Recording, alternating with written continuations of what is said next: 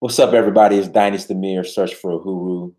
We are live again. Now, I somewhat promised, not really, but I had said at one time that I was going to stop dealing with the Nipsey Hussle story, our situation. Nipsey Hussle, rest in peace, rest in power. We lost a huge asset to our community. We lost a positive brother. I'm very familiar with the area in regards to Crenshaw and Slauson that he was building up. I'm very familiar with the area that he was giving back to. But this morning, I was watching. I was on my Facebook page, and a small documentary was on there. A small video of Patrice Lumumba. If you guys aren't familiar with um, Patrice Lumumba, he was the first president of the Congo who was assassinated by, well, let's get this correct. He was assassinated by black people, but those black people were paid for by Belgium, France, the US, by Europe for the most part, by white people. So white people paid or funded the assassination of Patrice Lumumba that was carried out by black people. And again, I'm not coming out here to coon. I'm not coming out here to give white people give white people a fair pass and all the what about the black on black crime. I'm not here to do that. I'm not. Okay, they're just as guilty, and we're gonna hold their ass to the fire as well. But the point I'm trying to make, so I'm watching this documentary or this short video on the assassination of Patrice Lumumba. So, they show Patrice Lumumba coming off the airplane. They got him tied up. They sit him down. They're somewhat just mocking him. And the video pans to Mobutu Sese Seko, who pretty much was the main pawn in this assassination of Patrice Lumumba. The video pans to him and he's smiling and he's giggling. And I'm just looking at this and I'm like, he's just sitting there smiling, watching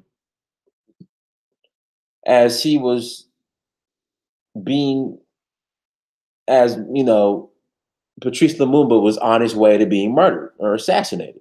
He's sitting there laughing and smiling. You have the story of Thomas Sankara. Again, the French, Belgium, Europe, the West, white people funded or paid for his assassination. Guess who carried it out? A guy named Blaise Compaoré. Now, Blaise Compaoré, if I butchered his name, I apologize. Please forgive me. He damn near served in office or was president of the Congo. Not the Congo, Burkina Faso, for damn near 28 years. Mobutu was president of Congo for a long while as well. Probably 20-something years. When I went to Africa for the first time, I'm not Africa the first time, Nigeria for the first time, this past August for the first time, I went to Badagry. And, we were going over the slave trade and discussing the slave trade and slavery. And I knew, I know a lot of people like to romanticize the fact or deny the fact that Africans played a role in the slave trade. Again, we're not going to let white people off the hook. Absolutely not. Absolutely not. We're not. We are not going to let them off the hook because of the conditions that we faced when we got here to America was some bullshit. and they still owe, and the US government owes reparations, but that's another subject. They were selling us for umbrellas and gunpowder, dusty muskets, alcohol. You speed up, you get to Malcolm X and the people that assassinated Malcolm X looked like us, but were paid by the government. I would say white folks. Fred Hampton, the informant, FBI informant, was a black guy. I think they paid him $300. I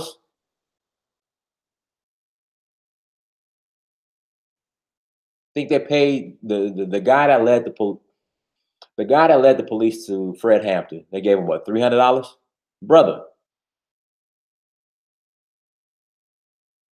I mean, the list goes on and on and on and on and on. Now, I'm one of the people saying that this Nipsey Hussle conspiracy theory is some BS. Again, we have the jealousy is an issue in the black community. They don't want, certain people in your community, your immediate community, when you become successful, they don't want to see you successful because you made it on the top. You started here with, you have Nipsey Hussle, you have, I think the dude's name was Shitty Cuz or something crazy. They're both on the block selling dope, doing things that usually people on the block do. Nipsey Hussle makes it to this level. Shitty Cuz is still down here, and Shitty Cuz gets jealous. He was a up and coming rapper. He gets jealous. He gets upset. He gets envious. He goes to Nipsey Hussle for help. Nipsey says no. From my understanding, Nipsey calls him a snitch. And when you're dealing with people from the hood is all they got. Now, they might not own shit in the hood.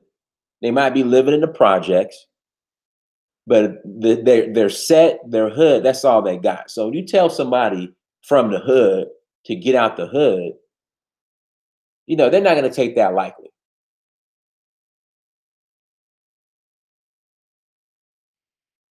So Shitty Cuz, whatever his name is, retaliates and kills. Well, not retaliates, but he gets upset, gets in his feelings, and he murders Nipsey Hussle. Again, this is all out of anger and jealousy. And that's my story. I'm sticking to it. I'm not dealing with this because I don't believe it's conspiracy theory at all. I think it's crazy. I think it's ridiculous. Now people want to say, "Oh, he got who's the lawyer? Who's the lawyer?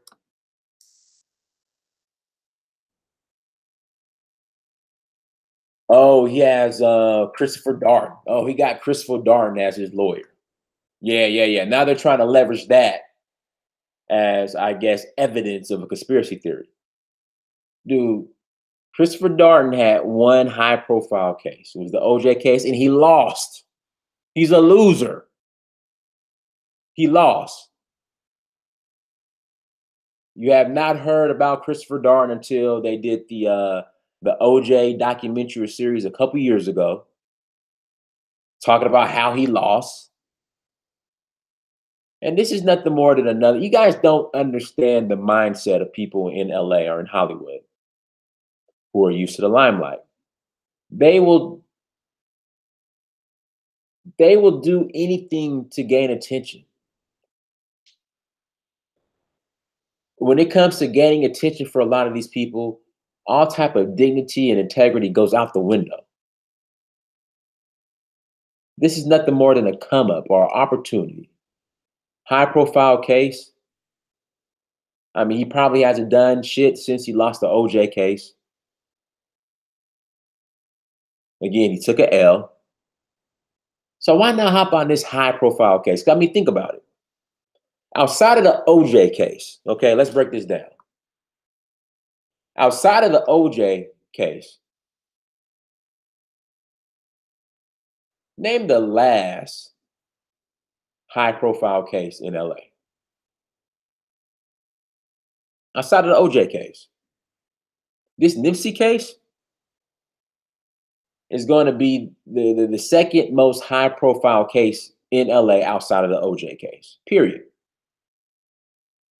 Again, I'm very familiar with COINTELPRO. Very familiar. Very familiar with COINTELPRO. But this does not apply. But again, okay, I agree to disagree. Say Nipsey Hussle conspiracy theory is real. Then what? Say the Council of Foreign Relations, Illuminati, big pharma, not small pharma. Say they paid, COINTELPRO. Say they paid Shitty Cuz, Eric Holder. Say they paid him to take out Nipsey Hussle. Then what? People are going to continue with their lives. People are going to still pay their taxes, paying to the taxes, the same taxes that go to these alphabet boys that you say paid Eric Holder to take out Nipsey Hussle.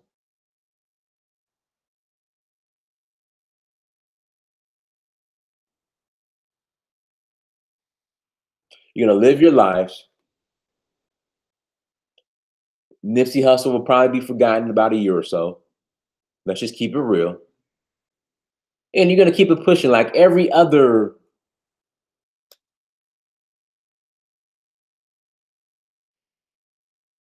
I would say, black leader who has been taken out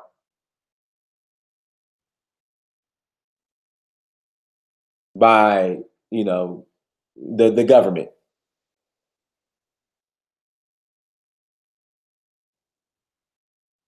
I'm just no, dude. I'm just saying. I'm just following a pattern of black people. Do I want Nipsey's legacy to live on forever? Absolutely. Do I want it to spark people? Absolutely. But we're just emotional people. We're gonna march and protest. We're gonna have candlelit vigils. People forget. Then we're gonna be back on Facebook, back on Instagram, distracted, on with our lives.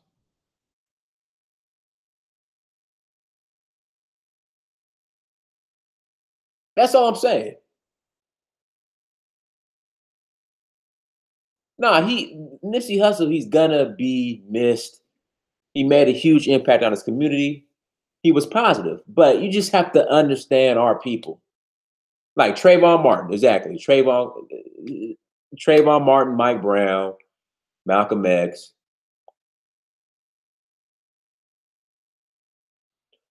I'm just saying. It's just we are an emotional people.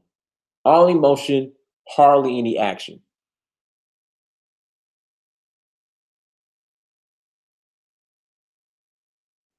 That's all I'm saying. So I get okay.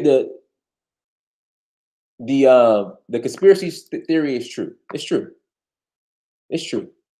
It's true. Then what? Now what? What's next? What's next? I just hope and pray that what Nipsey already built continues. I just hope and pray that what he had in the works or what he was working on, what he finished, that he had a proper legacy plan, succession plan in place, just in case the unexpected happened. That's what I hope for. Because there's just too many organizations. I mean, here we go. Here goes another one. Dr. York, the Nuwabians. There's too many organizations where the head is cut off, the body falls. There's just too many. And me, if someone watches this, reach out to me. I have no problem in helping keeping Nipsey's legacy alive and helping out and getting involved. I have no problem.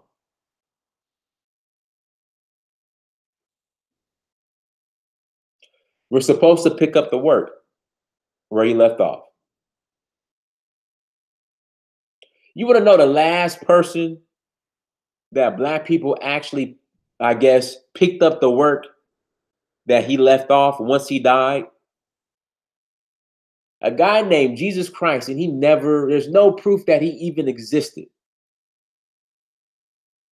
That's the last person that was killed, sacrificed, whatever you want to say, allegedly, that passed away, allegedly, whose so-called work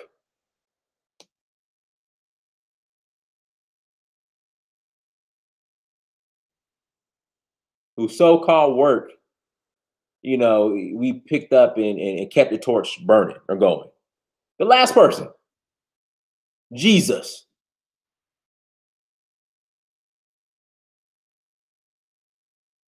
Jesus. That was the last person. Everybody else, again, we get emotional, upset, protest, you know, candlelight vigil, hands up, don't shoot. Then a year later, it's back to business. But when it came to this guy named Jesus, who never existed, for some reason, we could keep his legacy alive.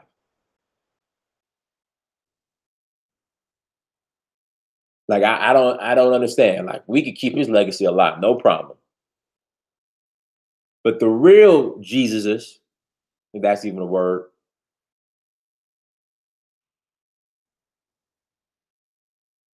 we should look up to as Jesus in the flesh, whether it be Marcus Garvey, Malcolm X, John Henry Clark,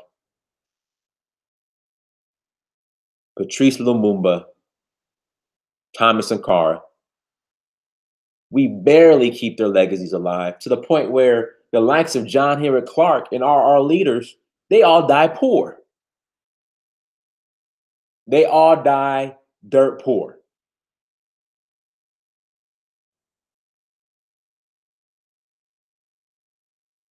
Dr. Ben died dirt poor. John Henry Clark died dirt poor. Malcolm X, he didn't have much to his name.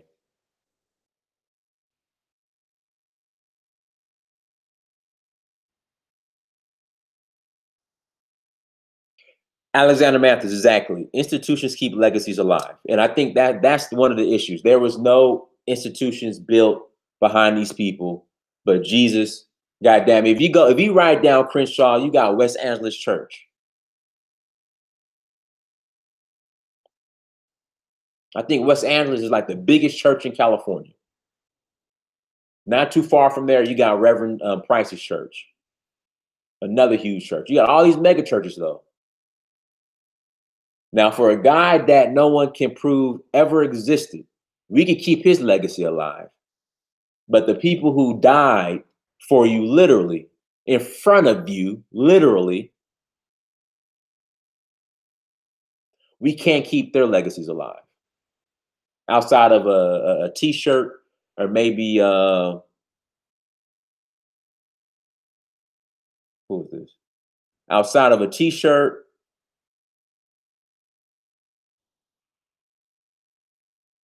who is this? Hold on. Yeah, brother. Come on. We got somebody coming on. My brother from the UK wants to come on.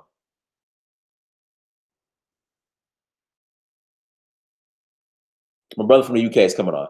But I'm just saying, bro. I'm just saying. Am I lying? Outside of a t-shirt, with an X on it, or a Garvey quote or a picture of Marcus Garvey,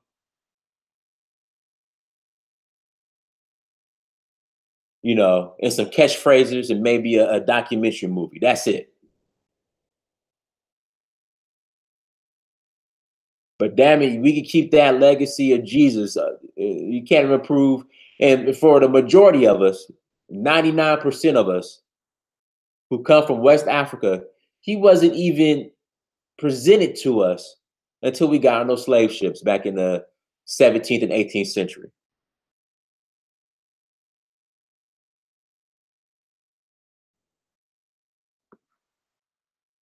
You know, I'm just keeping it. I'm just being honest.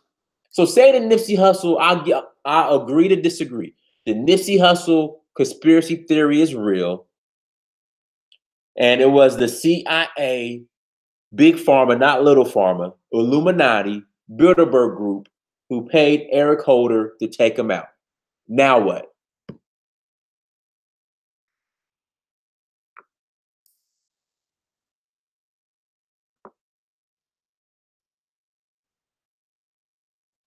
That's all I'm saying.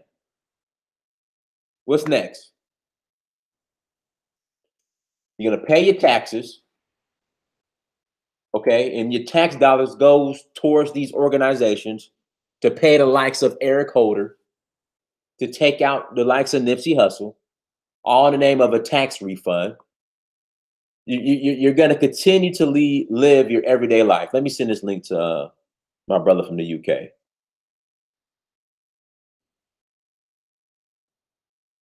Hold on 1 second.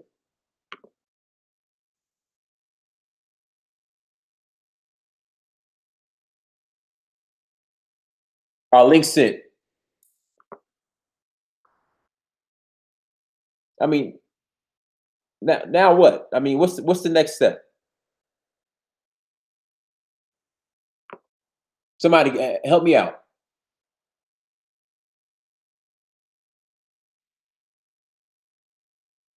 What's the next step? Somebody help me out. Am I wrong?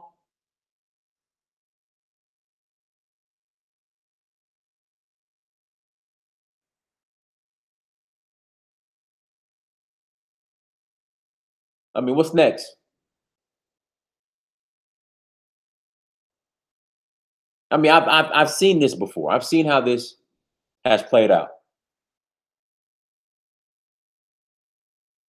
But then when the real prophets come and give you solutions, we reject it. I'm gonna tell you this. If you know what, I have I can't call California. I mean, I can, but I can't as far as and go live because it's not. I don't think I'm allowed to. But I want to call the Dr. Sebi headquarters and ask them, have their sales increased since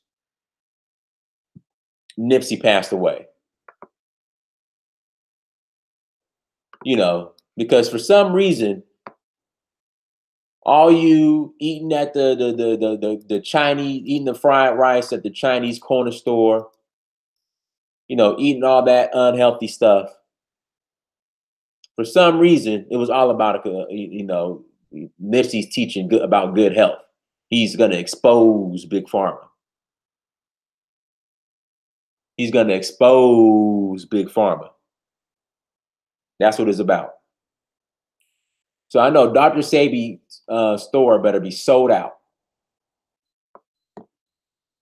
It better be sold out. Because from talking to you guys are about to sell out the whole store and buy everything. Bill, nothing but a bill.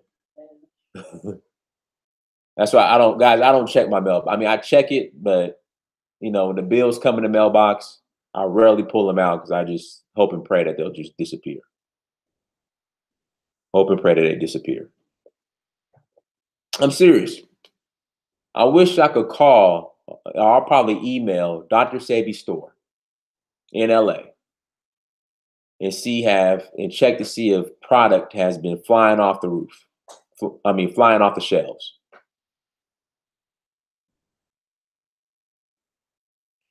I wish I could call and ask right now, but I can't. That's all I'm saying. Product better be all of Dr. Sebi's store online site better be sold out. All the products. Every single one. Every single one. Every single product better be sold out. The way you conspiracy theorists are, you guys better about all the products. All the products. You guys better buy every one.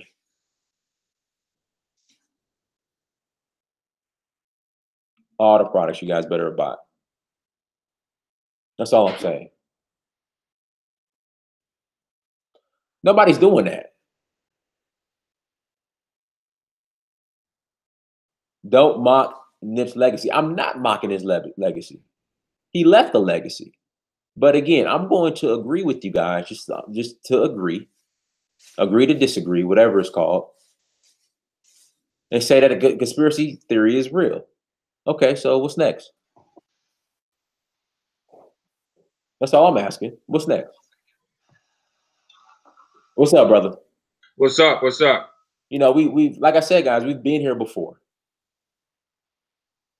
We've been here before. Go ahead, brother.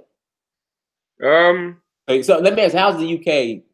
What have they been? How has the UK reacted in regards to Do you want to know? The thing that shocked me the most was, again, how many more Nipsey Hussle fans there were in the UK.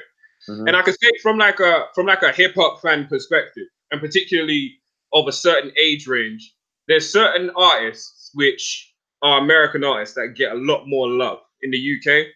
One example was like the old school French Montana when he first came out. There was something about like certain artists which got a lot. Nipsey Hussle got a lot of love. There was a vigil in Kennington Park on Saturday. The East African community really stood up and showed out and stood up and, you know, and was really there. And yeah, for me personally, it was a monumentous hit for me. I really did have him as like, I like the fact that he was a effortless kind of blend between what the kids are going to look at and listen to and what they also need to hear. You know, the guy was doing a lot of great things out there, and it's just a terrible shame. And I see, obviously, you said like, you know, what are we going to do? You know, even despite, you know, if it is, you know, the conspiracies are what they are and X, Y, Z. And one thing I do like, but again, we'll have to wait to see long term, is things such as like the gangs settling old beefs, you know, people talking a certain type of way. Hold on, so let's talk about the gang part. So there was a huge peace treaty in LA between the Bloods and the Crips. But we've had these peace treaties before. It's like everything is just continues to repeat itself. That's why I'm posing the question: if the Nipsey Hussle conspiracy theory is real, what's next? For me, I would say this. Because right now it's still raw, and because everybody is really looking at the good he did, I think the thing that is slightly different is that when you squash things for the sake of squashing things, yes, we should do that and we should want to do that. But in reality, people are always like, some people may still have things that they still have to work out. Some people, like, you know, things might not work out. For me, the difference is that Nipsey was really known for standing on this principle of, you know, us working together. And, you know, even words like how he would describe like settling the beef between the tribes of LA. I hope, and I really hope that through, you know, some sort of economic venture, I'm hoping so much that maybe something to do with maybe helping the community or business in the community, hopefully will be able to put people kind of to a new motivation. And if there can be financial gains in the wake of this, not, you know, not people profiting off his debt, but Right. if the gangs come together, squash things, and then, for example, with Killer Mike and that show Trigger Warning, where he got the Crips to make a cola, you know, if that is something that is put forward, like how can we as people in this community look to kind of, you know, how can we financially benefit? How can we, you know, squash all this nonsense? And how can people, you know, become, you know, more productive in that? Maybe that can be the case. Other than that, I guess, you know, it's kind of hard to call a truce early. And we can only really hope that, people really do kind of take this and say, this has been going for decades now. We've seen this a lot. Hopefully, particularly with the business side of things, I'm hoping that that can be what it is, because I personally believe that you get any large groups of men fighting and all this type of stuff and these kind of gang, these urban situations, these gang beefs and all that type of stuff. There's some people, that they've lost a lot, family members, things like that. Mm-hmm. But if you can put something economically and something like an institution, something there that people can work towards, I think that that might have a stronger chance of potentially keeping people in a straight and narrow position. Somebody in the chat room just said, and shout out to David, everybody. David, tell everybody, introduce yourself, man. I didn't. Oh, absolutely. What's going on, everybody? My name's David, coming out here from the UK. Massive Nipsey Hussle fan. Rest in peace to that guy. I mean, hearing that guy years ago speak about African resources and things like that, it really excited me as a Pan-Africanist to see African and African-American young rapper come up, and really have a lot to say, a lot of good music and a lot of, little messages sprinkled in. So I guess I'm just here today just to see, just to chat with that one. With man Dynasty. Now, you say you're a Nipsey Hussle fan. Now, massively. Brother in the chat room, Niggatron 3000, says, although we love African American culture, we understand that it's toxic and shouldn't be encouraged. Let me ask you this: how do you, from a UK perspective, how is hip hop viewed from a UK perspective, American hip hop and rap music? Well, particularly for me, I'm in my late 20s, right? So for me, my generation, we grew up when I was like in secondary school. So from 11 to 18 was the beginning and the establishment of UK rap music. So for all of us my age, a lot of us, when we were growing up, we would listen to, the US hip hop and all that type of stuff. From time to time, I do think sometimes people, like every now and again, I'm like, we have to remember this is just music, just like with everybody. I like to remind people, it's like, let's remember this is just music. Not everybody is doing what they're saying on these records, but US hip hop has a lot of love in the UK. I think now, because grime music and UK rap music has, become established and has been in for a while, now kids in high school, a lot of them now listen to exclusively UK artists, just because, now our industry has been there for, some years. There's a lot more artists, the sound is developed. But across the board, whether it's the young people, the older people, especially the older you get, for us hip hop fans, we all grew on like US hip hop. We all got mad respect for US hip hop. And to that comment about how, like, what they say, African American culture is toxic, what homeboy say, and it should be avoided. I think, again, stop buying into the stereotypes.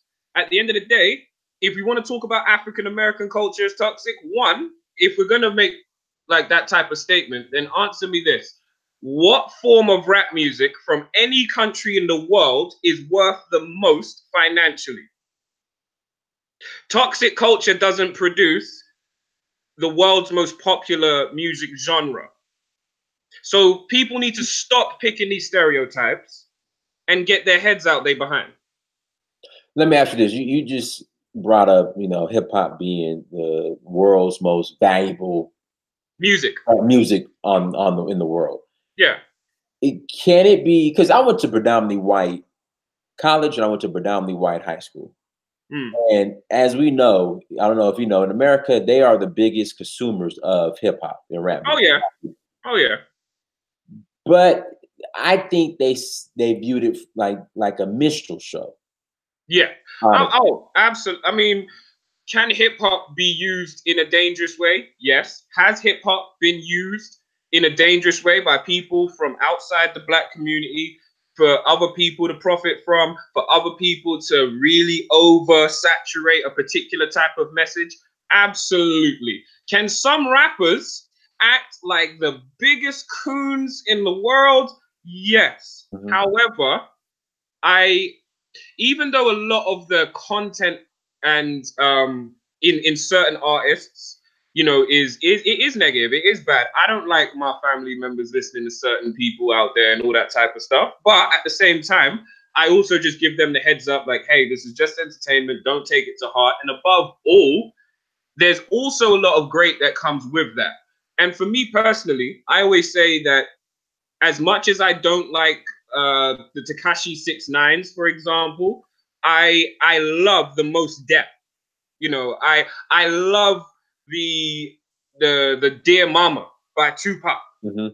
As much as I despise some of the some of the garbage that comes out nowadays. And I think that if you look at, and again, actually, truth be told, I hate to say it, but it does bring it back to a part of why I respected Nipsey Hussle, because he stayed independent and kind of unforced in what he was.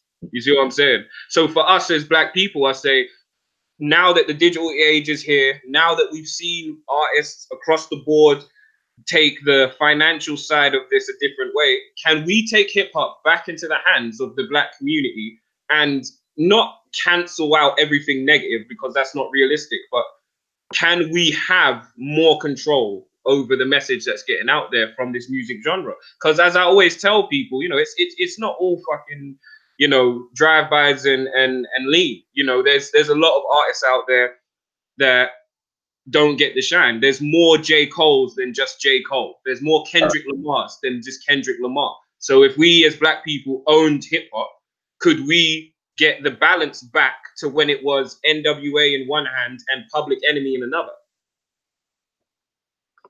True. So what are your thoughts on the whole conspiracy theory aspect? Okay. Thoughts on that? Me, I believe this, yeah. I don't believe that it is instantly the Dr. Sebi thing. It's instantly this, it's instantly that. But what I will say is this, okay? One, it's not about finding a conspiracy. It's about finding consistency in the story that is out there. A lot of people that I listen to, that I've seen or whatever, they're not mad, you know, tinfoil, like hat freak out types of people, but they are asking questions such as, like, about how he got around Nipsey, how he got away, where he was hiding, this getaway driver that allegedly was released, you know, these little things which don't add up. My problem is twofold. One, as a Black community, let's remember, right? We are happy to discuss who, you know, what happened with Malcolm X. We're happy to, you know, to pick the fine details of what happened to Dr. King. And my problem is that Nipsey Hussle fans are people, they're a mixed bunch, right? There's a lot of hood people who love the hood side of it. But one of the reasons why he is so being mourned is because he did have a conscious side. And I want anyone out there now to go on Google and to go look up the lyrics to his song from his last album, Blue Laces 2, where he, in the second verse, even says, they killed Dr. Sebi because he's teaching health. I fuck with Rick Ross because he's teaching wealth. I'm not saying that that means that we should instantly just go off the fucking chain and just believe anything and everything. But at the same time, I respect that the people who are upset about losing this guy, some of them were drawn in because he himself was a little bit of that guy. Some of them old videos of him talking about African resources and things like that. Well, yeah, that would be a conspiracy to the other type of person. But at the same time, all I say is if there's inconsistencies in the story, and I've seen an interview with his brother, Black Sam, with the LA Times, where he himself was questionable. I just think at the end of the day, let's be respectful. Let's not cross no lines with that family or those friends grieving. But at the same time, there's stuff that don't add up. And for me, I look at that and I'm like, well, it doesn't add up. And no one can give me something clear. We don't have to go off of the deep end, but we can acknowledge that this is clearly not normal. Mhm. Now, did you tune in from the beginning of this video? No, Or, no, no. okay, I just jumped in. basically, I was just giving a rundown of, just for some reason, Black people, we have an issue with Black people selling out just for pennies. And it Mm, started from us being sold in slavery all the mm, way to, in fact, what triggered this video was I was on my Facebook page. There was a small, like, I don't want to say it's a documentary, but a video clip, news clip of when Patrice Lumumba was captured. mm. We all know it was the Belgium French of the West, white people who were behind that. But they panned the camera to Mobutu Mm. Seko. And he had the biggest smile on his face when they had finally captured Patrice Lumumba. So they were dragging him off out the plane. He was cuffed. They sat him down. They were kind of just, I don't know, slapping him around and Mm. the camera up. And there goes Mobutu just sitting there laughing. Now, we all know who paid him to take out Patrice Lumumba. Same thing Yeah. with Thomas Sankara and Thomas, what was it? Blaise Compaoré, I think. Thomas Sankar. Yeah, who was just the Burkina Faso leader Yeah, from yeah, yeah, that's it. Then you have Fred Hampton, just yeah. who snitched on him and let the police. He did that for Yeah. $300. Gave him the plans to the flat. Right, $300. Then you Mm-hmm. have black men who killed Malcolm X. Mm. Like that's why this title was okay. I'll stop arguing. I'll agree with you to disagree. That's Mm, a mm, mm. okay. So what's next? Because we have this documented history of just black people selling out other black people for pennies. Yeah. I think when we speak on being on code and what have you, I think we also do need to always remember that there are people that will do that. Like you said, there are people that are always there when the good guy goes down. They're there with a smile, and I think that, ugh,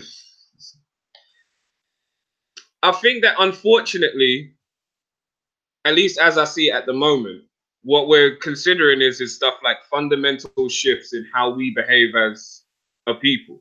To say like what's next for me is like, okay, what's next with regards to Nipsey's legacy? Yeah, people are going to try and settle gang beef. People are going to try and settle the money.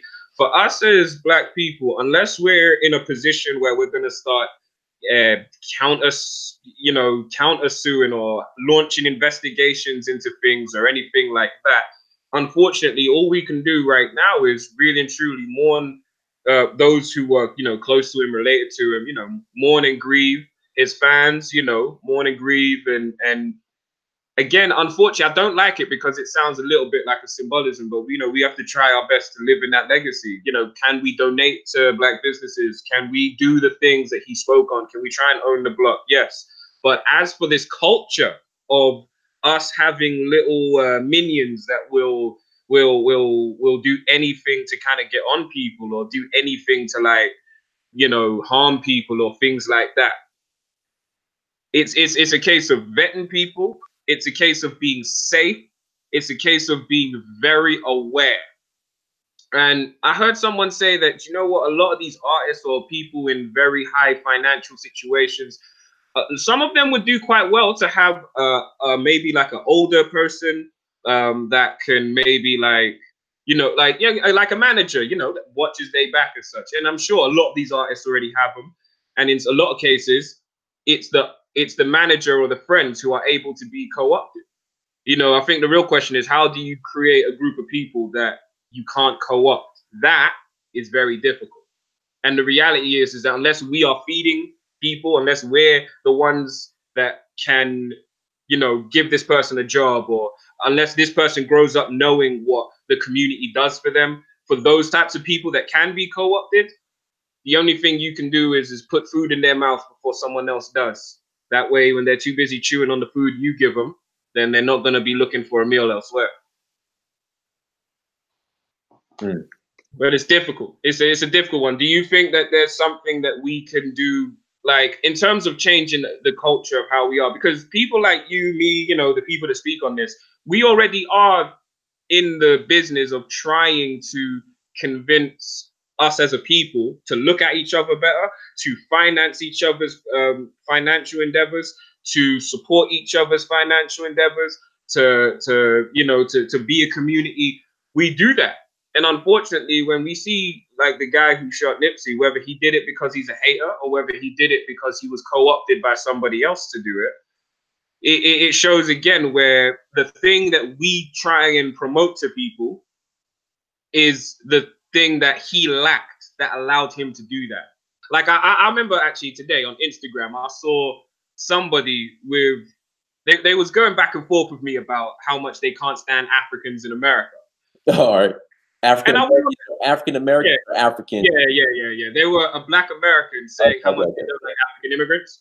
And I looked on her page and she had a bunch of R.I.P. Nipsey Hussle stuff. I was like, you're a moron. I was like, how are you going to cuss Africans, but you're out there putting up the same stuff about the half Eritrean, half African American rap star who was given to everybody in his local community trying to help Black people?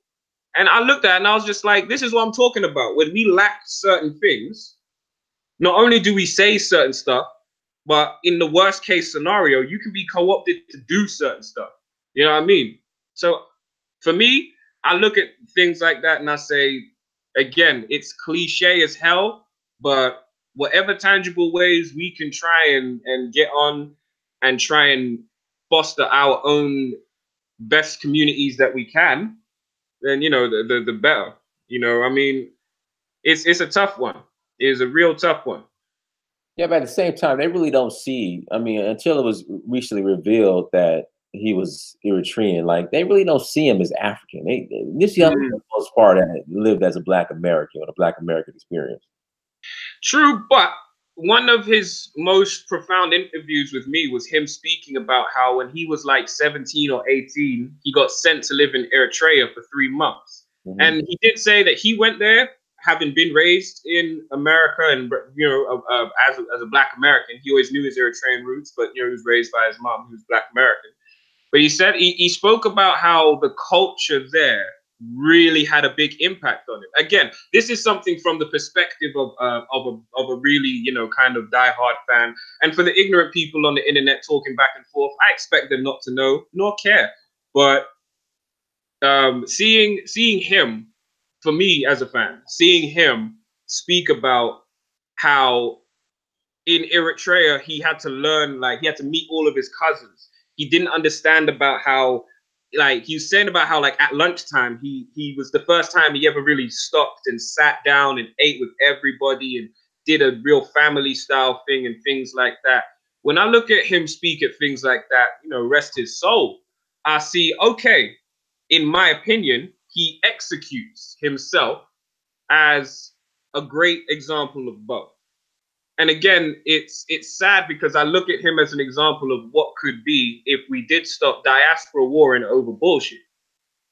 And again, if we looked at our own heroes, our own stories, if we kept on tabs on our own history, not so much people like you and I, but if us as a greater community, if we did have a lot of these principles installed in us, I really do think it would be harder to find somebody who could do something like that. You know, again, it's sad, but it's a tough one. It's a real tough one. Now, this is the second time in a matter of 2 months where we have, I guess, examples of. Let's deal with 21 Savage, British, Black Britain. Comes to America, and you know we always hear the story of the immigrant coming to America for opportunity and to maximize opportunity, but the lowest of the lowest, involves himself with just the lowest of the lowest of Black society. Now we have Nipsey Hussle. I guess not necessarily an immigrant, but he was born there. Knows where he's from, I guess. Knew his father was Eritrean and got sent out there later. But yeah. Because and again, I see what you mean. I see what you mean. Like it's not a good look. It's And it's again, it's something that's slightly, and I mean it in a respectful way, but sometimes I want Africans to like, and Caribbean immigrants as well, like everybody, like be respectful and kind of just be cautious parents. I think something actually something which I will definitely put out there is that sometimes I feel what some African parents, some of them can sometimes think like, oh, this isn't going to happen to my child.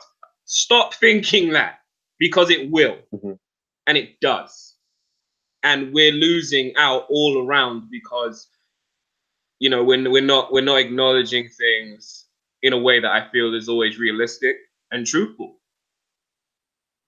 Shout out to Niggatron 3000 for the super chat. African Americans, you are the brightest taken out of Africa. You weren't the tribes people, but the engineers. Remember that. Check out the real Merkurba. I don't know what that. Shout out to Black Mariner. No such thing as a conspiracy for Nipsey Hussle unless the shooter gets off free. Check out Dark Black One video on YouTube. And then shout out to the brother Gregory White. My tinfoil kufi is firmly in place until the boys are proven innocent. I'm with it. My tinfoil kufi is on. I'm looking at everything. All I'm saying is I have never heard mental health be used as an excuse for one of us. Never. Never. Yeah, because so the killer rolls into a mental health asylum, right? I don't believe it. I'm sorry. I don't believe him at all. I mean, do you know what? Yeah, you gotta think. Did they put the DC sniper as a mental health thing? They didn't. Of course not. So in my mind, right? In my mind, and I'll admit I could be wrong, but in my mind, if my man was sat in the trunk of the car, did mathematics to be lining up the shot from distance and shooting people from the back of his car, and they didn't consider him crazy, I don't know what the fuck this gangbanger is thinking he's gonna do when they rock up there. Like, I'm like, bro, that's not gonna work for you. If it does, it will raise eyebrows. No, but this is the thing. So once they found out it was him, before they caught him, the news was saying that he's had mental health issues, a history of mental health issues. The news was saying. I mean, I've never heard. All right, I'm thinking as well. Do you remember? I know it's a few years ago. There was like it was around about the time a lot of those police shootings were really going like national and viral. But there was a guy, I think he was in Miami, and he worked with a autistic disabled gentleman who had gotten out of the home. Yeah, in the police shop. Yeah, and in my mind, I'm like, he was declared with like around somebody with mental, and they still was opening shots. So in my mind, I'm like, mental health issues or not, the guy is coming out of jail. He's quick to do all this next shit. It could be the case. It very much could be the case. But at the same time, this is the first time I'm seeing this, and I sure as hell hope that we treat this properly, because I want justice for what has happened. I think that something to me just does not sit perfectly with this either. Like, he just rolled up there, and he was at the mental hospital, and no one was roughing him up. Nobody was.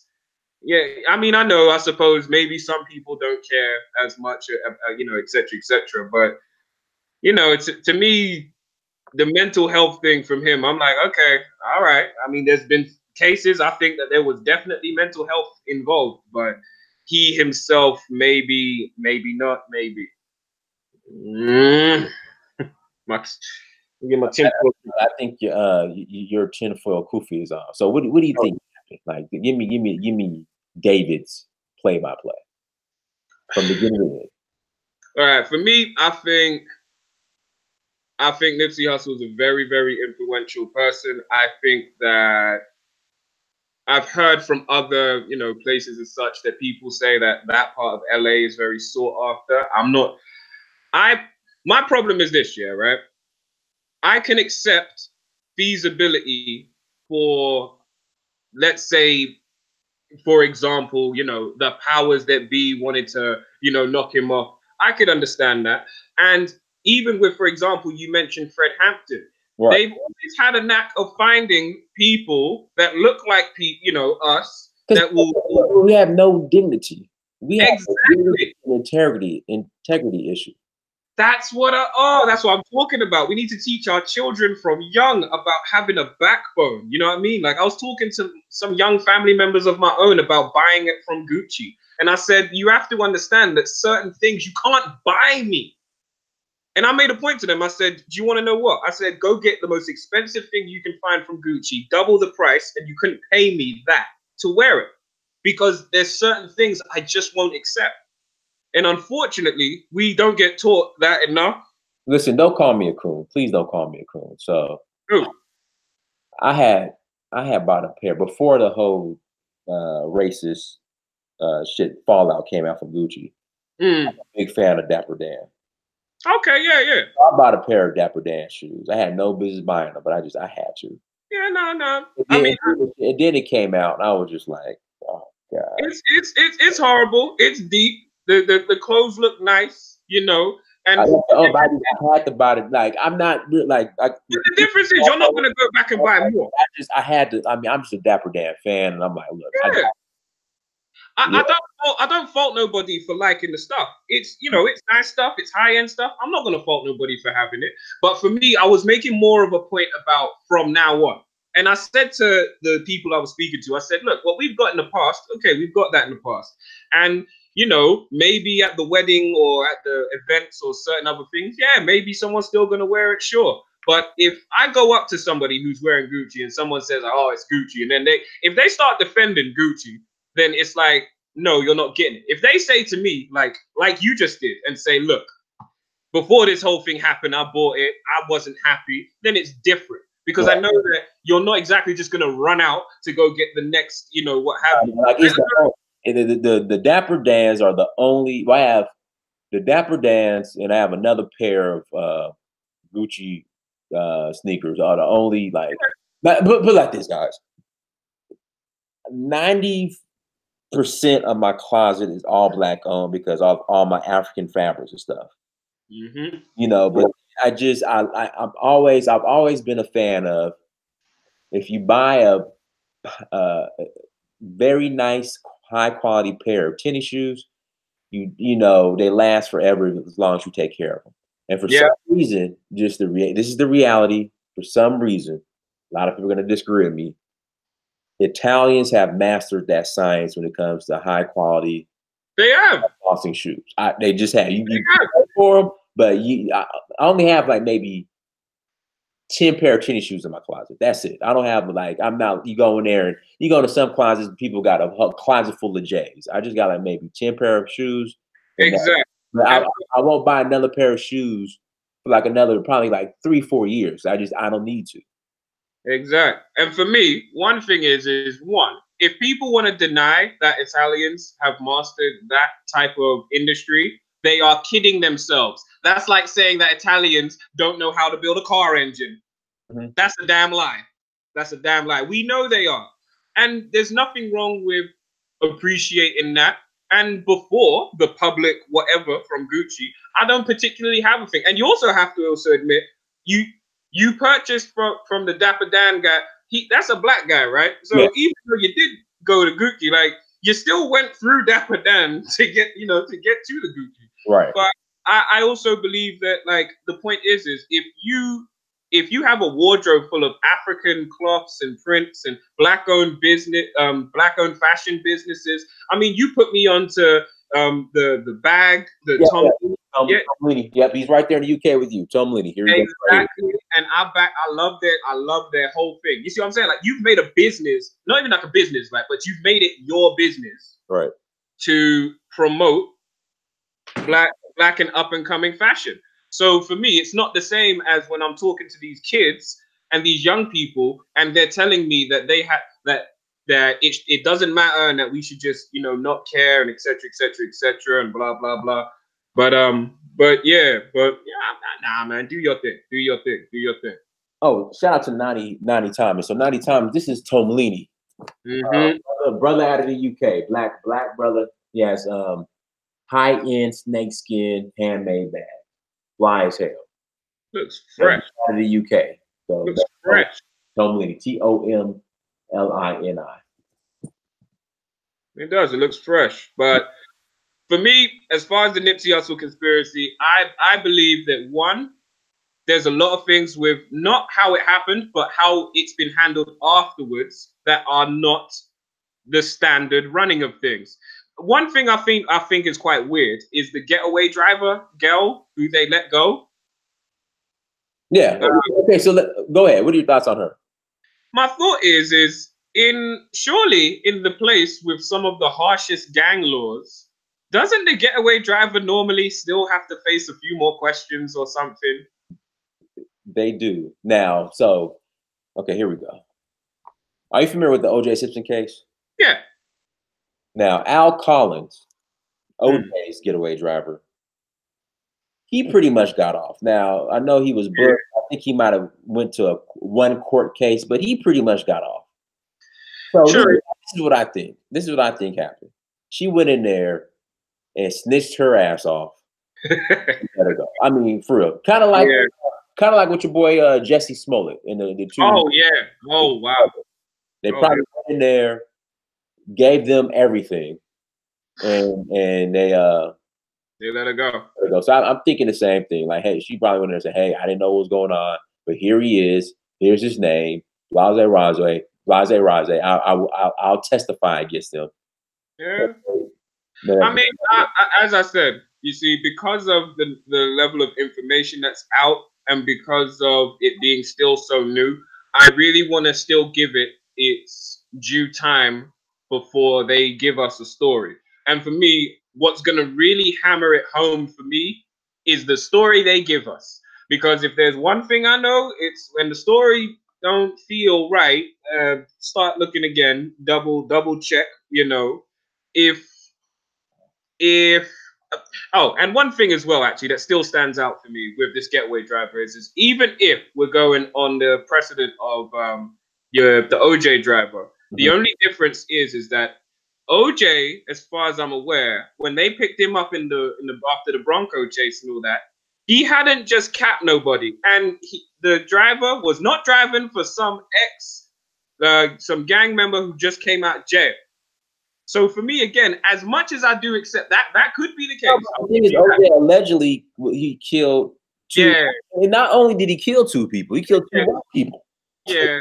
Cold blood, murder.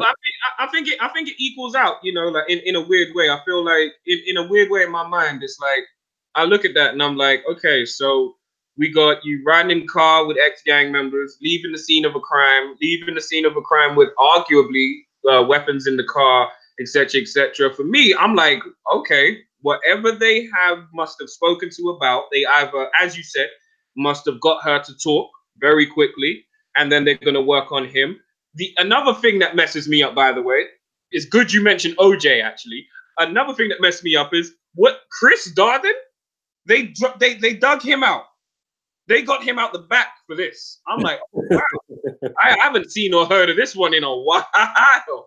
I'm like, okay, so he's gonna take. And then when I saw he took the case of defending the alleged, I was like, okay, this is really now this is something else new, which in my mind really is like, okay, who is paying for this high price lawyer with this guy who allegedly may not have the funds? I mean, I'm sure, you know, he could be doing it pro bono or something else. It seems odd as hell, but I'm a wait and see how the dust settles on this. But for me, the problem is that there are certain things which look out of character.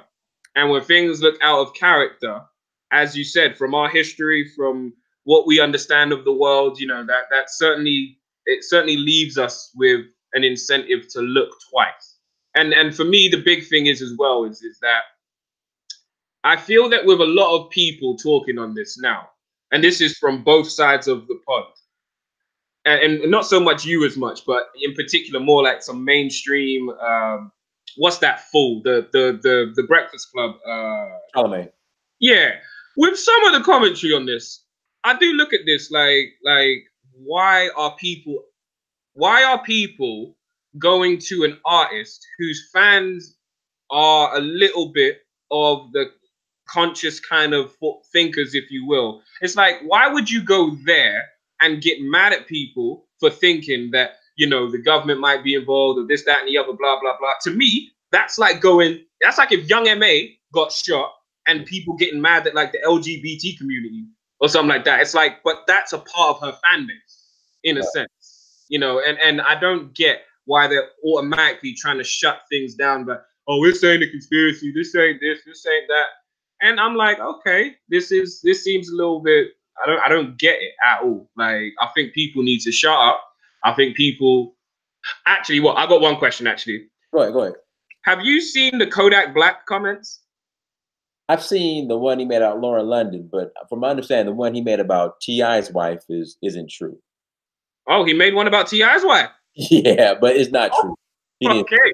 Oh, thank God, because T.I.'s, I love T.I. I love T.I., but I feel like T.I. is someone who we need to make sure that he keeps talking, because his past will catch up with him if he slips even once. You know, I really got a lot of time for T.I., but hearing how people reacted to the Kodak comments and hearing how people reacted to people like Game, Tank, T.I., Gilly the Kid, My Son, and BG Knockout, people like that, I didn't really understand why everybody was mad at their response. Everyone started talking about like, oh, you lot don't care when people are being misogynistic, you know, regardless. And in my mind, I'm like, this ain't about respect for women. As much as everyone is trying to respect a woman, but the problem is, like, if you're my friend and you die, and some little person that looks like a cockroach keeps talking about your baby mum before you've hit the ground,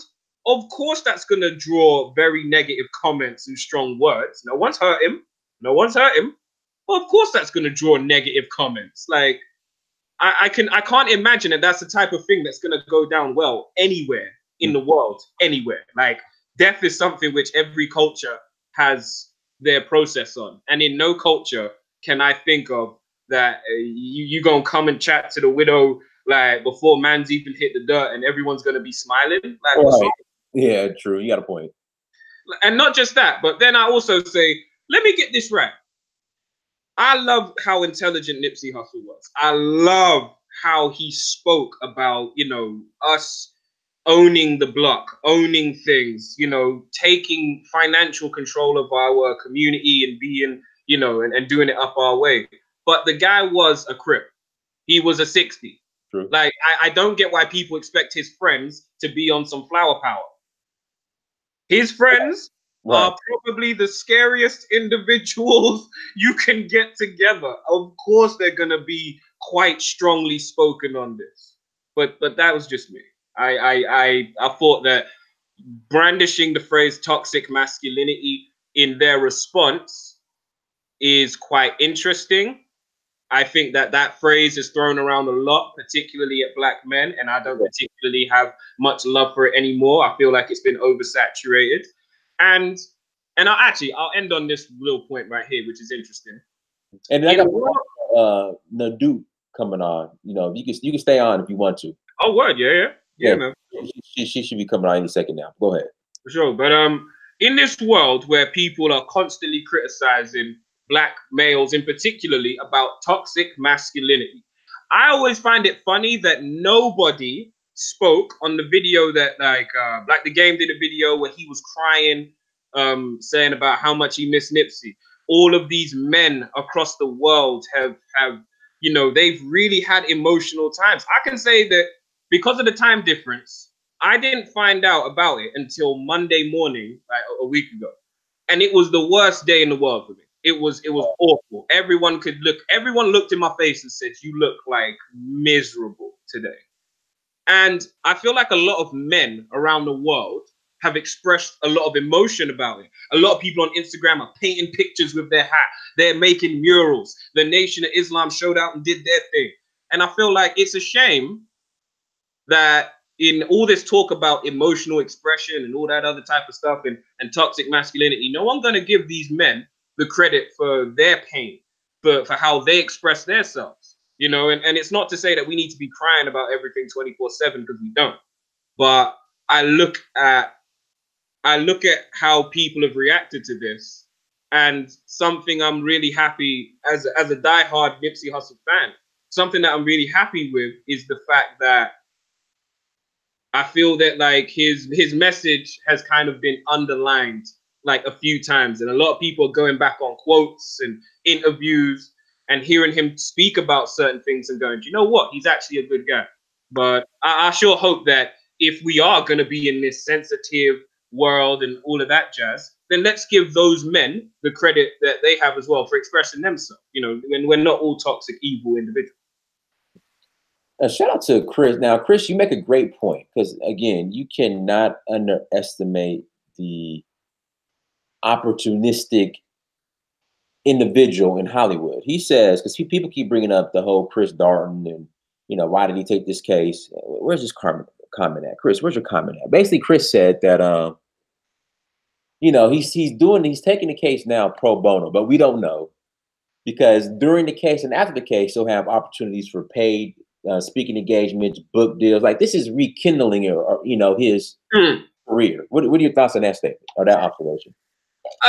Yeah, again, it makes sense, but let's really think about this. That was the biggest case in American history for a while. I mean, what I'm saying, this Nipsey Hussle case, all right, in California is the second biggest since the OJ case. Yeah. In my mind, I feel like, okay, from my perspective, I don't think he, after years of doing high-end law, I don't think, unless he fucked up bad, What's high-end law? Like, I mean, keep talking. I'm just gonna look. I mean, he, if I'm correct, right, after the OJ case with that type of publicity, surely he must have been practicing now for at least what, a decade? Yeah, like, but he was really like not known. Like people were trying to. Yeah. He lost the OJ case, but people are trying to treat him like he's Johnny Copper. Like no. Indeed, because society wanted OJ's head on a platter, and in a sense, I feel that he wasn't kind of held super accountable. Like I don't think they kind of looked at him and said, "You fucked this up." I think, like in a sense, in my mind, I just think like, okay, so since OJ, with all that publicity, surely you was working at a firm, and with 10 years experience in law practice, surely you must be making your steady enough money now. If he's fucked up that money or if he's looking for a way back, yes, I can definitely see it. But another problem I find is I don't think a lawyer taking a case unless they think they can win in certain cases. You got a point there. I mean, you have a point. So in my mind, I'm like, okay, maybe this insanity thing is gonna work, and he thinks he can pull off the insanity charge. And maybe that's his way again, like you said, to come back again. Like, boom, like here I am, back from the dead. Fuck you if you called me a coon back in 1994. I'm back, and I'm taking this case. Shout out to Nadupe, everybody. Nadupe, one of my biggest contributors, is in the on the live stream, in the chat. Go ahead, Nadupe. You got something you want to add? First of all, how's your health, Nadupe? Oh, I'm much better, thank you. Good. Did my prayer yesterday help you? No, peppermint oil, vitamin D. Okay. So, yeah, Dinus, I'm not gonna. Yeah, I'm not a. In all honesty, I did not know who Nipsey Hussle was until he passed away. Mm-hmm. And I did some research, and I'm gonna have to, disagree with you because based on my research, I honestly believe that he was taken out. Even though he was taken out by a black man, but there is some sort of invisible hand involved. Mm. And the whole gang culture itself is part of the divide and conquer apparatus created to ensure that black people self-destruct. You see, because the barrel of a gun, white man killing you type situation, although it does exist, but we've come to a point where we do have, even though some people have a problem with the civil rights movement or whatever, but that itself allowed a change in the system, some sort of a change, you see, where Black people are now, they create the system, because I know for a fact, when my father was growing up in Haiti, there was no such thing as gang. But now gang culture is rampant, okay? And you're looking at these, like, young Black men carrying semi-automatics, and you ask yourself, where do you get where do they get these types of weapons from? Right. You don't know who's giving it to them. You understand me? So I think that this whole system, as far as Nipsey Hussle goes, he even had a beauty supply store, for God's sake. I didn't know that. See? Huh? Yeah, I was so surprised.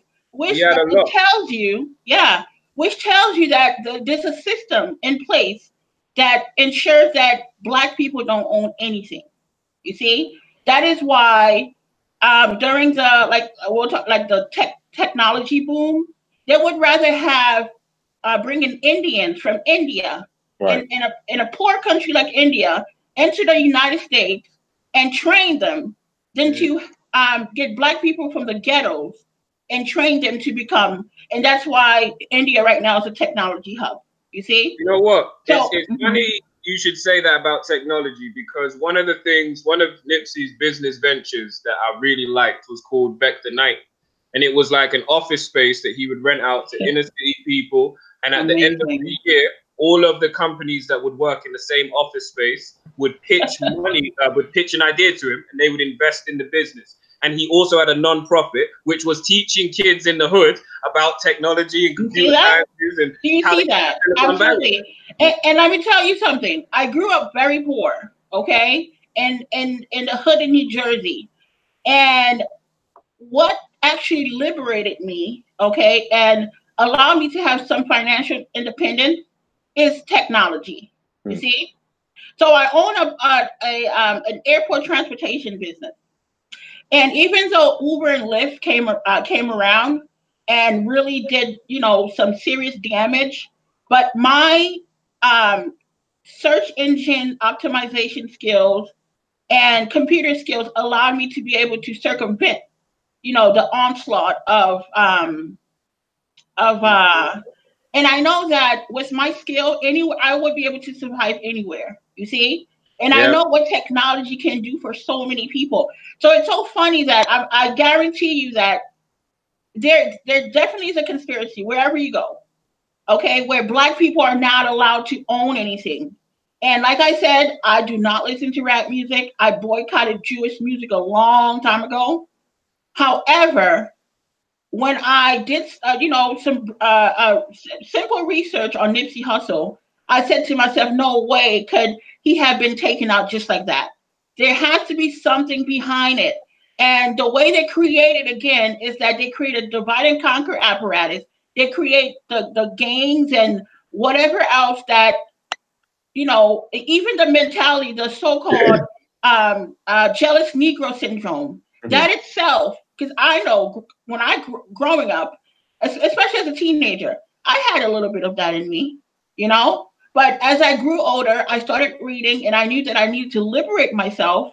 And that is when I realized that, wait a minute, So definitely 100%, I have to say there's something behind it. I don't know what it is. I don't know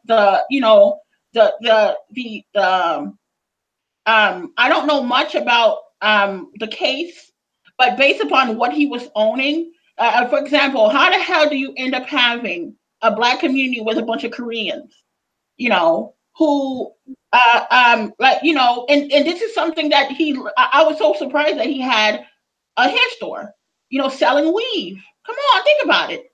This guy really was on something, and he has to be taken out. I'm sorry, call me a conspiracy theorist, but I'm sorry, but that's exactly how I see it. It's definitely something else to it. One thing I also find a bit, which again, it could be coincidence, it could be nothing, but this is something as well which does not help me take off my tinfoil kufi. which is that the guy. Gregory White. The shooter was a snitch, man. Like, he was already on their payroll. I mean, it doesn't guarantee that it's a big conspiracy, but if they did want to, okay, right. They've already got the guy who they got to do it was already, you know, he was already, you know, an informant to the government. Hey, I don't know, you've already got him there. You know, if somebody doesn't want someone there and they have somebody ready to go, they can just push them out. You know, that's you know, it is what it is. But, you know, it could be, hey, it could be, like you said, it could be jealous, you know, just the jealousy and the crabs in the bucket amongst us, or it could be something more. Again, I really want to see how the dust settles on this and what, you know, what is given to us in the trial. And we'll certainly see. But I definitely agree with you in the sense that that he owned a lot of businesses in that area, and it's a shame that, you know, as soon as he owned all them businesses and got nominated for that Grammy and was teaching kids all these nice things, you know, somebody, you know, just killed him there and then. You know what I mean? Like, let me pose this question then to Madu, really to the both of you guys. What about all the other Black-owned businesses in that area? Because I'm very familiar with that area. I used to live not like 15 minutes from that area. If you keep bringing up ownership, what about all the other? I mean, the mall, there's a mall there that's Black-owned. There's a ton of Black-owned. That's like the last Black-owned area in LA, like the Crenshaw Strip, that area in between, like, when you cross over the way. Giants. Go ahead. Yeah. Okay. I got kicked off because my internet, but the thing is that regardless of the Black-owned, you have to understand that this guy was global and he was a celebrity. You have to understand the impact these celebrities have on young people. You know, and like I said, I don't know what happened, but all I have to say is that he had, look, the whole ghetto thing was created. It's not even, ghetto is not even authentic Black.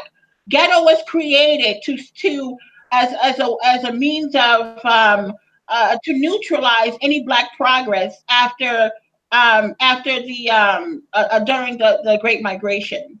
Okay, they created that to prevent any type of upward mobility for Black people. So I mean, I'm not saying that, you know, I'm not saying that that's what it was with Nipsey Hussle, but I don't know, the guy was doing too much. He was doing too much. And I know for a fact that they don't want Black people to own anything. That's it. You know, you can go ahead and own a store, you know, or whatever. But when you are someone who has that type of influence, that's you know, especially on young people. I mean, I'm sorry, something is not really making sense to me. So I don't know. That's just how I feel. So me personally, I've got a couple things actually to add on to that, which is one, if we're going to talk about, in a sense, the Black ownership in that area, I definitely, you know, again, I've never been to LA, but I've definitely been told by family who are there and friends, etc., etc. Again, like you said, like there are Black-owned businesses there already, but there is something different of very recent, which is the Rams moving to LA. And someone I was speaking to said that the Rams moving to LA and then building a new stadium is changing the pricing in certain areas, and that the increase in value for property in those areas is going to essentially see, like, you know, gentrification, etc., etc. Again, it's a wild one. You know, could it be a contributing factor? Maybe not. What you said, Missy, about his profile, Nipsey appealing to young people, that's a big deal for me, which is, yes, there are currently hundreds and thousands of Black-owned businesses across the whole, you know, United States. But what happens when not just a Black-owned business, but a Black-owned business in the mindset of someone who you can clearly tell has been reading some of the same books or listening to some of the same people and has the global appeal. Something I liked in one documentary on, believe it or not, ironically, World Star Hip Hop, but it's the documentary of the opening of Nipsey's store. I saw that. And I actually love that documentary. Yeah, great one. But I love what he says in that about tourism And I'll say this, that for me, I always said, you know, if I ever got the money to come to LA, I would always have wanted to go, and I still will. I really want to go to that shop because A, it's in a place that is hip hop history, but B, I just love the fact that the shop looks nice. It's got the clothes that I like, you know I can eat somewhere there. So what makes Nipsey a difference in terms of business is it's one thing that you can have businesses in an area, but that shop and him and himself was a very big attracting force for tourism. So again, it's also drawing a lot of people in as well, which is also going to have a knock-on effect and help other businesses. I mean, think about it. What was the purpose of Jewish people design as taking over, Black music in the first place? What was it? What was the purpose? The purpose was so that they can change the narrative. So the lyrics can be to promote self-destructive lyrics in the first place. And so that itself proves that music is a very powerful tool. And it's an instrument of change. So when you have someone like Nipsey Hussle who really tried to change the game, and like I said, I this is only speculation. Nadu. Yeah, we lost her. Yeah, I think we lost her. She should hop back on. Hopefully, I got one other point as well. Go ahead. Oh, my bad. You good? No, go ahead. All right. Global influence, because I read somewhere, and again, got to be careful what we read because everyone's saying everything. But I did read that Nipsey went back to Eritrea again last year, and allegedly, it said that him, his brother, and his dad, were looking at factories and things like that, and considering about how to do business across from Africa to the US.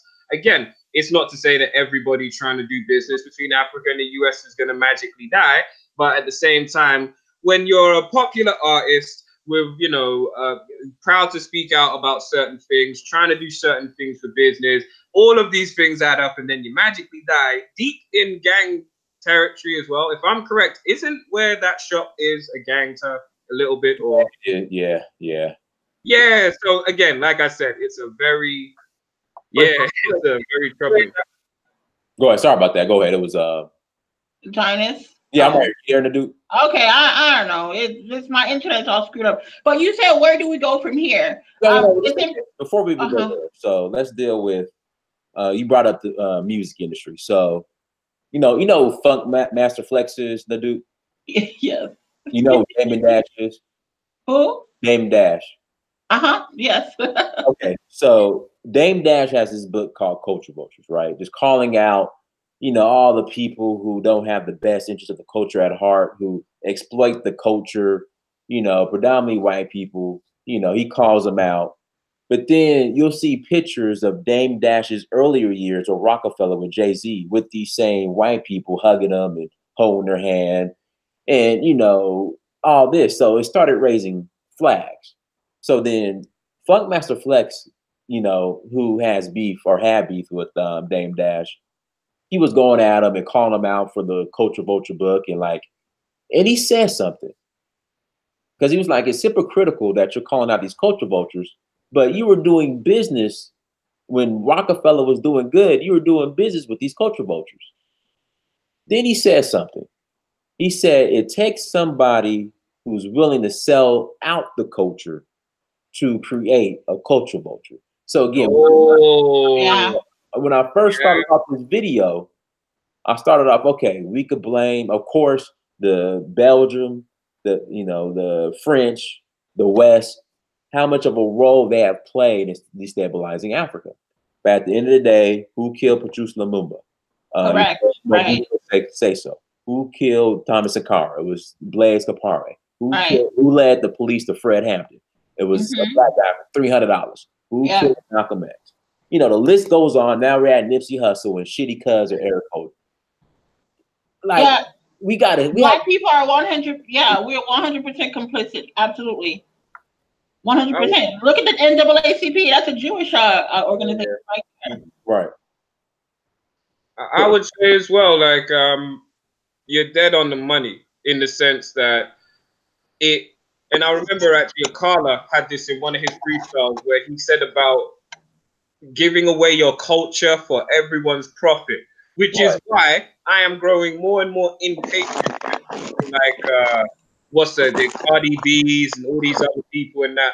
In my mind, again, obviously I look at it from across the pond from a whole nother continent. But for me, I that's why I try and embrace more things that are genuinely from our culture, things such as from the clothes I wear to little things. If I can try and spend my money and finance things that are genuine from our culture, then hopefully the culture of selling us out will become less of a factor. Because if we are the ones who control the majority of, you know, jobs or wealth or whatever in our community, it's less attractive to betray people when you already have the best that you can get or that you want.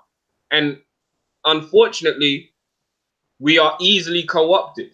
We are very easily. Yes, absolutely, 100%. Even if we look at like wealth and how, for example, that can affect you in a legal sense. You might not get the like legal representation. You go jail. You go jail. You become very dependent when you come out because you can't get as many jobs.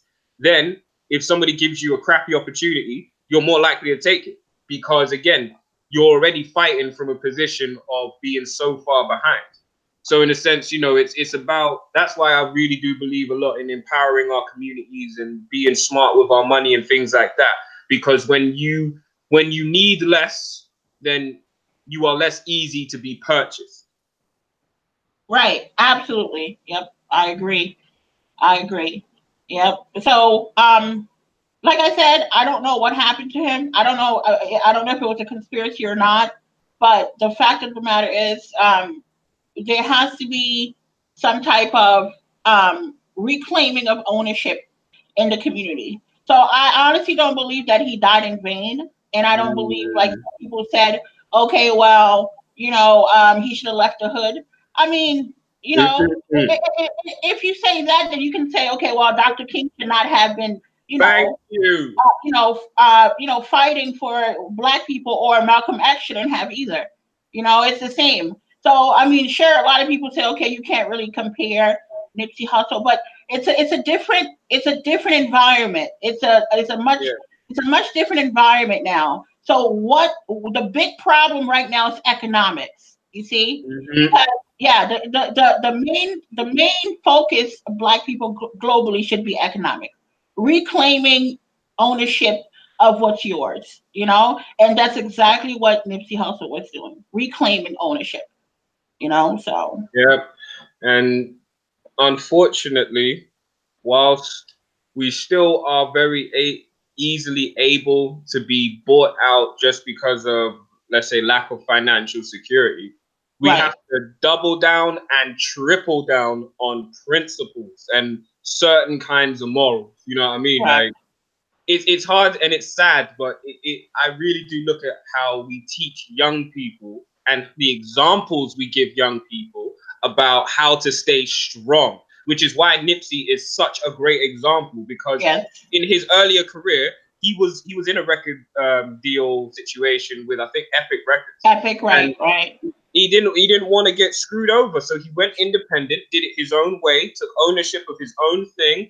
He did the thing where he sold the mixtape for $100, but you could get the music for free because he kept up with the technology and how the youth were going forward and that. You know, we have to respect that kind of, to respect that man.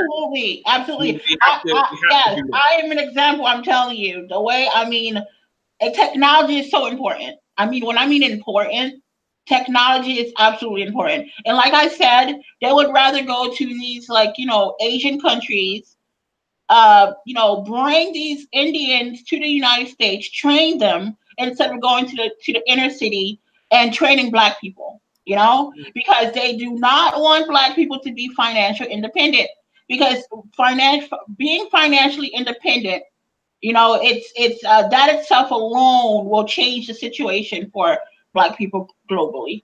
You know, so I mean, if I did not know about this whole technology thing with Nipsey, but if that's the case, then that absolutely was, you know, something that would have help transform. I mean, you're talking about, okay, people say, okay, the ghetto is, the hood, there's no hope for the hood.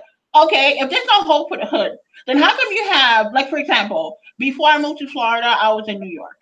And I was in New Jersey, and I was working in Harlem during the whole gentrification period. Okay, so how did you end up having all these white people moving in? Okay, things transforming. The ghetto was literally being transformed. So if you're saying that the ghetto is not transform, we can't transform it, then how come you have white people doing it? How come you have white people doing it? How come you have white people pushing a bunch of black people out of the ghetto, okay, and moving in? So if they can transform it, then Nipsey, was the starting point, or could have spearheaded a movement of transforming the hood. So, and then I don't think that he would have wanted us to look at him as just, as if he died in vain. I don't think that was the case. So I personally look at the end of that man's life and I say, do you know what? There's a lot of people, across the internet, across the world. We read these books. They are great. We quote Garvey. That is great. Some people take it a step further. They travel. They go out and they expose the world to different things. They talk to people. But Nipsey died in front of the principle that he was trying to establish. And I think that he died, in all honesty, this isn't like just words, but in my mind, in my estimations as a human being, he died a black hero because he died on the steps of the point he was trying to make. And I think that encouraging, not don't go out there and get harmed or anything like that, but strength in saying, no, we're going to do this. It's not going to be nice. It's not going to be easy. But you know what? We are now at a point where we do not have a choice anymore. We have to trust the process that he has shown us and say, hey, well, we can have another Nipsey. We could have 100. Right. Yeah, it's all about economics. The day before Dr. King was shot, what did he tell black people? He told black people to pull your resources together. That's what he said. He said, leave Wonder Bread alone. Leave the white banks alone. Go to whatever bank, the black owned bank. That's what he was saying to black people, and that's the reason why he got killed the next day. And he knew he was going to get killed because that was the second phase of the civil rights movement. And so it's up to black people globally to take that and continue with it. I don't care if it was a 50-year gap, but the time is now. It's the truth. And sadly, I think that we've also hit the point where it's just like, look around. I always make the point that if we had those types of economic principles taught into us from young and just a part of our culture, then there would be a Lagos town in every city, as well as a Chinatown. Or, absolutely. Yep. Those types of things. Hell, even bring a Black American town to the UK. I want one. Everyone want absolutely. Whatever it takes. And it's about economics. Economics. This is what needs to be focused on right now. Well, what we'll do, we'll go ahead and close out, man. It was a pleasure. Thank you. I want to thank both you guys for coming on. We'll start off with Naduke. Anything you want to share in closing? Don't hate me because I think it's a conspiracy, Dinus. Of course not. Of course not. Okay. Okay. Don't hate me. Like, on this platform. I'm not a dusty Negro, please. I'm not a dusty Negro conspiracy theorist, but I'm sorry, but that is my conclusion after researching. Please don't hate me. Okay. I love views on this page. Okay.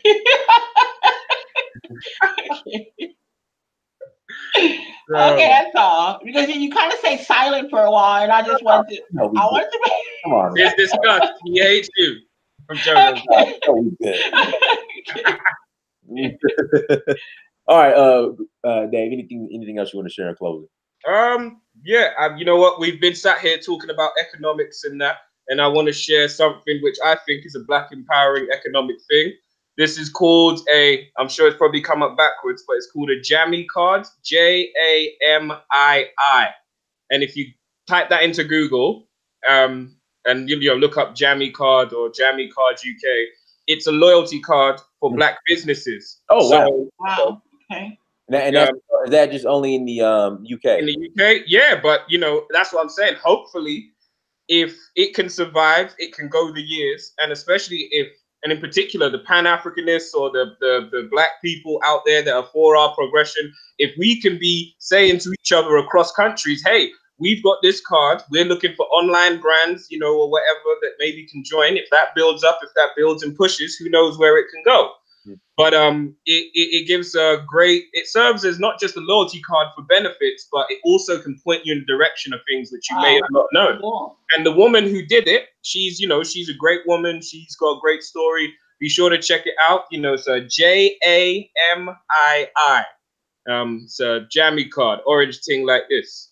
And if anyone's in the UK that is watching, I'm telling all of us now, I'll say that like I'm some sort of general. I'm requesting us nicely to consider getting some of these popping, because this is the type of thing where, again, whether it's a jammy card, whether it's a loyalty card, whether it's a website, again, once we start funneling our money in the right directions, we're all good.